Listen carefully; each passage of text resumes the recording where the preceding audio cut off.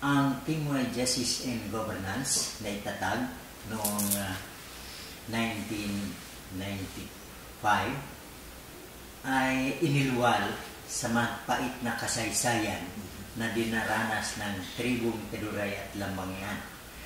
So, ibig sabihin, mayroong mga pressure sa amin noon, kaya't nag-usap ang mga profesional, mga walang pinag-aralang matatanda, subalit sila eksperto sa tradisyonal na pamumuno, yung tribal customary law, na kung saan nasa kanila namin nakuha yung aming tribal customary law na hanggang naisulat namin sa ngayon.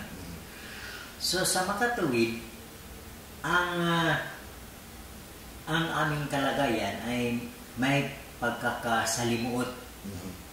Bagamat hindi nararamdaman ng tumitingin sa labas. Subalit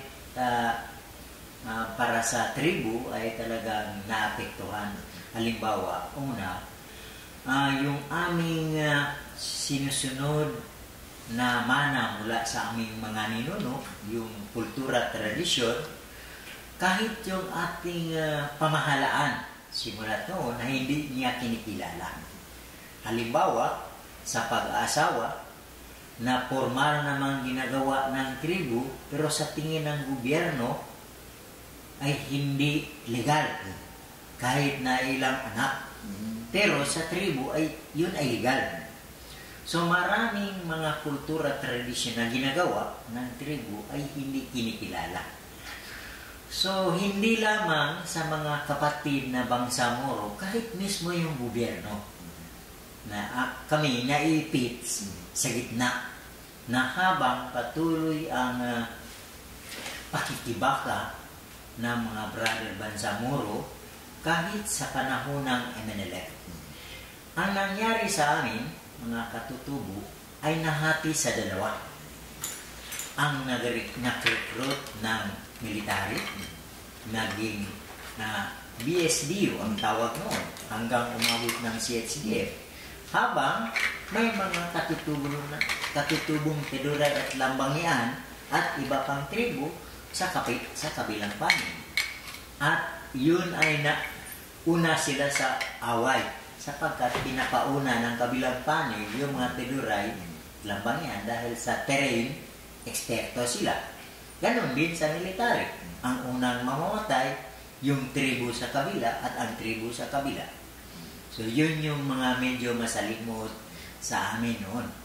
Pagdating ng usaping pangkapayapaan, halimbawa, ang MNLF, noong hindi ko na maalaala yung taon na nagkakaroon ng Tripoli Peace Accord sa Libya, ay hindi katulad ng MNLF sa ngayon. Noon, kung sino yung mga nagiging panel, sila ang nag-uusap at laking gulat na lang ay papatupad noon yung unang batas na ginawa para sa autonomous.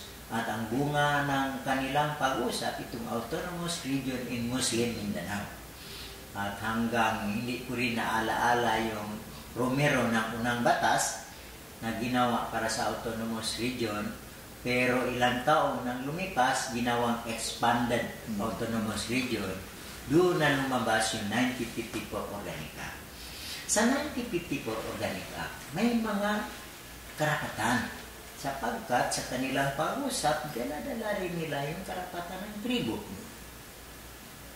Mismo doon, sakak ako personally, nung i-review yung 1954, ilang taon na itong lumipas, parang 2012, ni-review ang 1954, maraming mga sa provision ng batas, may mga karapatan ng tribu.